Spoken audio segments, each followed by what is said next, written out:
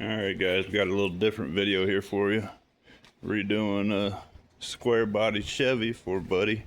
It's going to be a mud truck. It's going to fix some dents in it.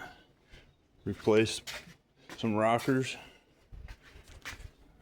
Do a floor pan patch. Replacing some fenders.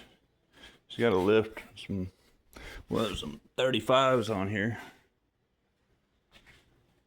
I'm painted a dark gray. This is what I do. So just do a few little videos of redoing this truck. The rockers rusted out, cab corners. Gonna replace this door. Cut out some rust, replace some metal. I'm gonna do a bed liner, spray on bed liner in the back. Fix the holes. Got a 400 small block in it. Give me a nice mud truck.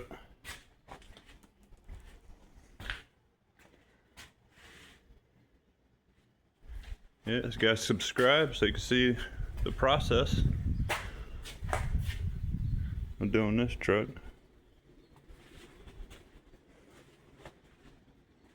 Alright guys, thanks for watching. See you on the next one.